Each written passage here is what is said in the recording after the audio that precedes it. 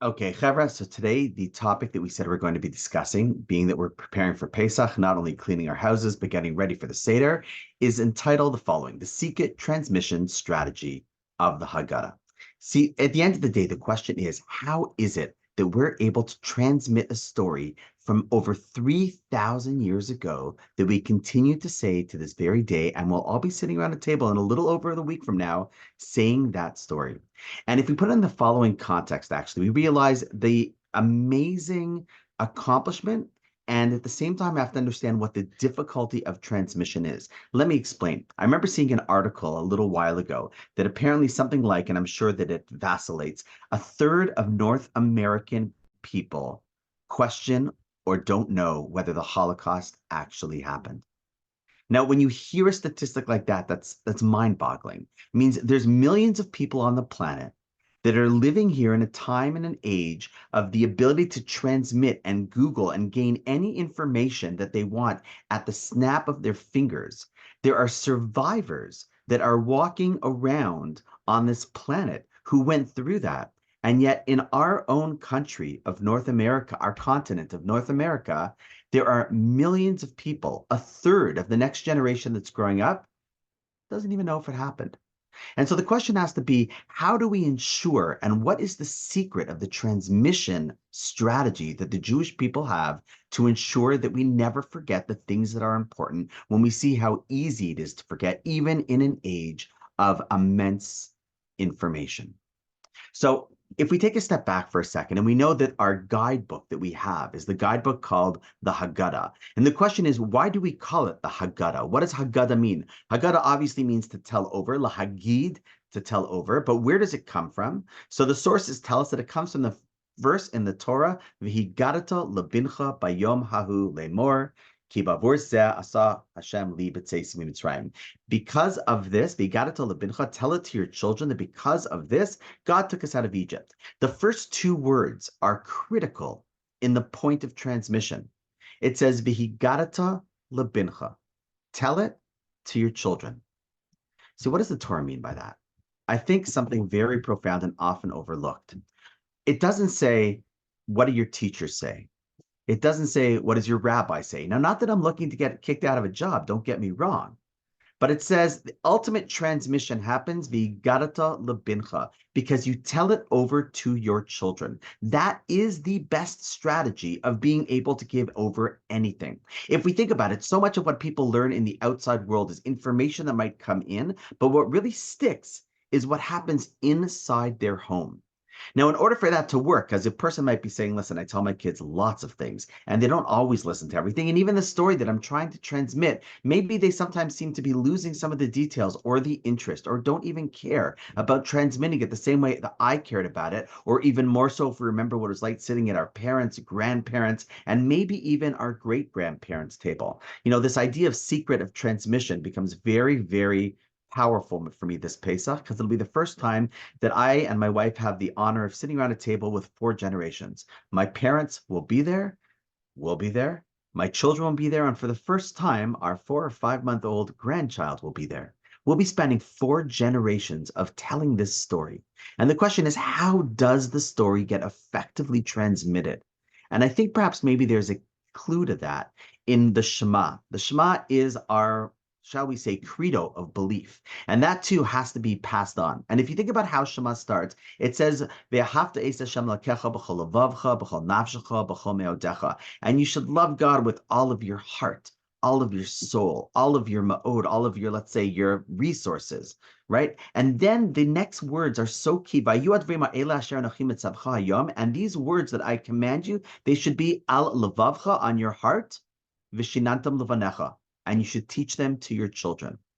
Meaning, in order to transmit something effectively, you have to have it deep inside of your heart as well. See, the most difficult part that we often have about going ahead and convincing other people of something is if we're not rock solid, resolute in what we're saying as being emes, true, being important, being critical, then the one that we're telling it to can tell whether we're bought in or not bought in. And therefore, the secret of transmission, I think, has two aspects. Number one, it doesn't matter what the world outside there says. We live in a world where you realize people can question every single piece of information that exists. Right? Everything that Israel is about is under a question by the entire world, whether we have our indigenous right to that land, even though we can date it back through everything that's happened through history.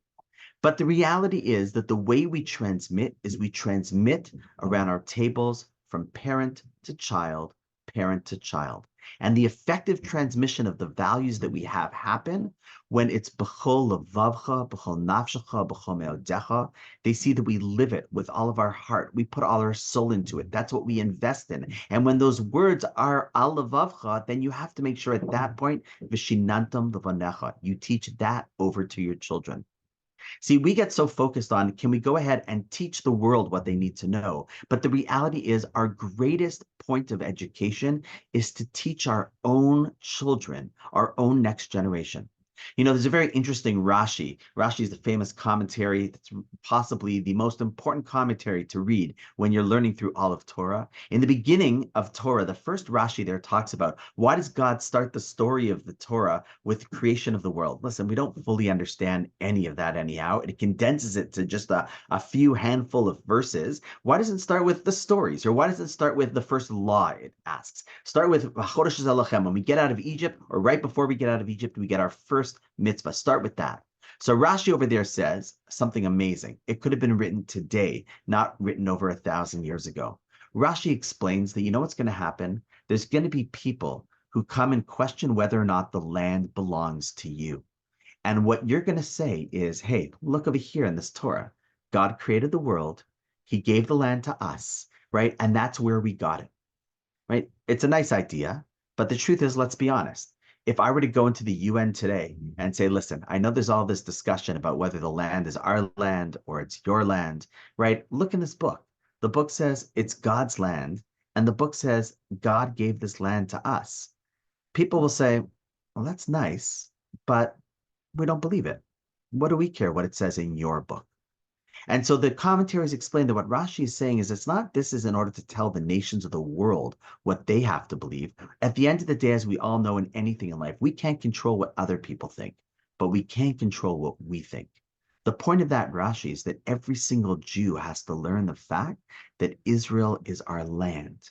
And we have to know it b'chol levavcha, b'chol nafshecha, b'chol meodecha, with our entire heart, our soul, and every fiber of our being and resource has to understand that that's what's important. And when that's unquestionable, the way we fight and defend and transmit and rebuild is with an undying commitment towards that continuity.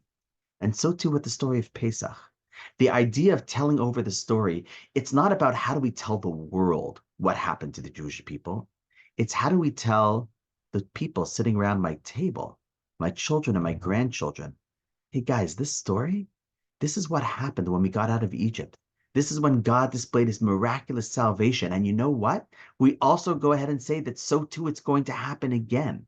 And we say it b'chol levavcha, with our entire heart. And when our next generation sees that we're not just telling baba misas, we're not just telling fables and stories that maybe we do believe them, maybe we don't believe them, but rather we're rock solid on our emunah and belief that this story's been transmitted not because some teacher told me in class, and not because some rabbi who gets paid to have a job, right, says this, but because my own parents are passing this on to me as one of the most critical pieces of information I need to know. And they're going to spend the entire night, as long as we need, discussing this. And if you live outside of Israel, we're going to review it the second night as well, because we're going to reinforce this message. And not only on Pesach are we going to reinforce it. When I walk out of the door in my office and see my mezuzah where it writes this idea of that we got out of Mitzrayim, I'll remember it then. When this evening we say Kiddush, Zecher li'yetzias Mitzrayim, kivana v'charta, right, to remember the fact that we got out of Egypt. Everything around Jewish life reminds us that this story is fundamental. And the day of Pesach, the night of the Seder, is the time that we reinforce in ourselves first that it's b'chol levavcha for us, and then v'shinantam levanecha. Then we can teach it to our children. Then v'higarata lebincha. We can tell it over to the next generation.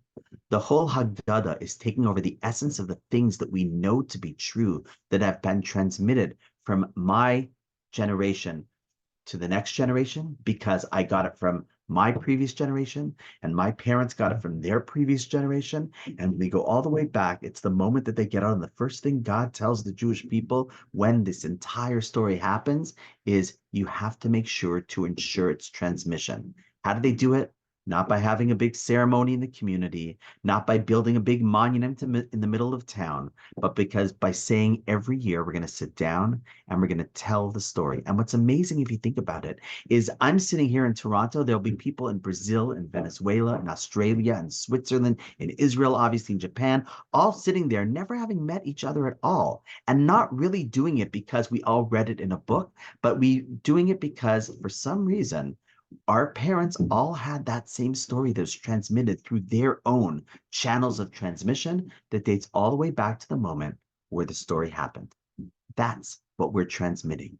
The secret of transmission is it's always most effective when it's parent to child, and it's only effective from parent to child when a parent believes what they're telling them is critical, true, important, and the fact of what happened to the Jewish people. That's how we transmit, just over the past couple of decades, the reality of what happened, unfortunately, with the Holocaust. It's how we transmitted with the fact that the reestablishment of the state of Israel. And even if today those things are under question by over a third of the population in North America, our story, which has been transmitted for over 3,300 years, still is rock solid today as the day that they got out of Egypt. That's our job on Pesach. That's our role around the table. And that's the opportunity we have to be the next link in the chain to connect us to this fabulous story of the past, as well as hopefully to see the closing beautiful chapter that we should merit to see soon. As we say, L'Shana Haba B'Yerushalayim Habnuyah, next year we should be in the rebuilt Jerusalem and ultimately see the greatest miracles that our people have ever seen. Chevra, wishing you a great Shabbos. Looking forward to seeing you one more time before Pesach. And as always, if you have any questions, feel free to reach out. All right, good Shabbos.